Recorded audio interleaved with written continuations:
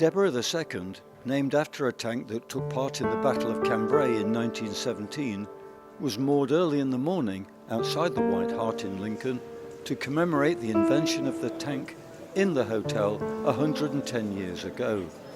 The tanks were designed in wartime secrecy in a first-floor room by William Tritton, Managing Director of Local Engineers Foster & Co., and Major Walter Wilson, seconded by the Admiralty's Landships Committee. William Rigby, a young draftsman, did the engineering drawings. Today, students and their families heading for a graduation ceremony at the cathedral looked on in surprise. All that was needed was a dash of celebrity. Guy Martin, TT rider, engineer, farmer, and oh yes, television presenter, parked his motorbike, reunited with his friend Steve McKay of the Norfolk Tank Museum. Oh, come and have a look. 2 or 3 times a month. No, two or three times a year, not a month, sorry. And then entered a friendly melee of media and fans. Guy was soon chatting to Andrew Long, owner of the White Hart, and recalling his disappointment in 2017 when this replica tank was denied a rumble through central Lincoln by local officials. It would have been the final scene in a Channel 4 TV programme. I've been up with your work. If the tank's not coming, I thought, well, I'll maybe get something, but I might not. But if the tank's coming, I'm definitely coming. And this should have happened bloody, what, a year ago? Yeah, should have, yeah. So what an amazing achievement to get here. So thank you. Seeing it come through. I like the can-do attitude. Right? Like why not? If it's humanly possible, possible, we can just get your head down and get on with it, and you've got it here. Yeah. How nice is it to be reunited with Deborah? Yeah, amazing. Yeah, well, I mean, yeah. It's great. Yeah. Go down to the Norfolk Tank Museum, and used, 3 or 4 times a year. Guys, camera to report. It should have come here. So it's just amazing. It's come today, so it's great. Can I say welcome everybody? For those of you who don't know me, I'm Andrew Long. I am the proud owner of the White Hart Hotel here in Belgate. What you have before us, a bit of a clue as to what we're commemorating today, but first of all what I would like to do is welcome Martin Wilkie, Councillor Neil Murray, and of course Guy Martin. Thank you very much for coming today. Very pleased to see you. Martin, would you like to just explain why you're here today? Lovely.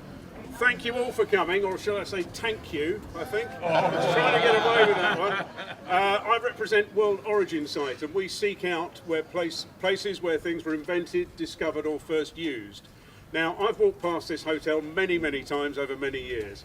I have read the transport sign, thank goodness for that organisation, but we try and concentrate tourism and town building to highlight where things happened. And 110 years ago, in the tank room up there, 3 guys, Tritton, Wilson and Rigby, who are names that you should know as well as Lennon and McCartney, got together to invent the tank. The tank has transformed warfare. It broke the stalemate of the First World War, hands down in one battle, and has transformed both warfare and politics throughout the last century and into this. All thanks to 3 guys sitting in a room here in the White Hart. We hope through a plaque here today and through Guy, who helped build that marvellous tank over there for his programme, Guy Martin's First World War tank, to bring more public attention to this and help people remember in years to come where it all happened. You can only have a first once, and the tank was invented here in the tank room in the White Hart Hotel in a very proud city of Lincoln. This is a really good occasion, and for me what it does, it reminds us about Lincoln's engineering history and the manufacturing of millions of items before the war, in the First World War and after it. And you're right, the tank did change warfare forever, and hopefully it meant that the Allies won the war quicker. And I think it's a great gesture that this is being recognised here today. You've got to get on that very expensive podium, guys. They've spent a lot of money on that. Oh, well, he does the job. No, what a great moment. A great symbol, but I think we need to learn from the past. We need to learn from the past. So yeah. Oh, look at that. Oh, perfect.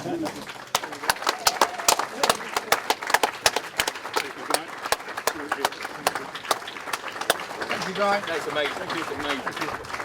And just to emphasise, 110 years this year since Tritton and Wilson sat in this room and conceived the tank. And whilst he never signed the guest book, we do believe that Winston Churchill visited because he was Minister for War, as you will know better than I, in the First World War. So Winston Churchill came and sat in this room incognito, and that would have been quite an event in itself. And what also with Tritton, Rigby and Wilson, their names now join with other World Origin Site family, such greats as Brunel and Marconi. And we should remember this, because their invention is no less important. We've honoured Fleming for penicillin, saved billions of people around the world, and is now a very small room in an NHS hospital. But it's got to be remembered, this room, again, it's just a small room, but it changed the world. So if I could ask Guy to unveil the World Origin Site plaque. There we go. Thank you. Round of media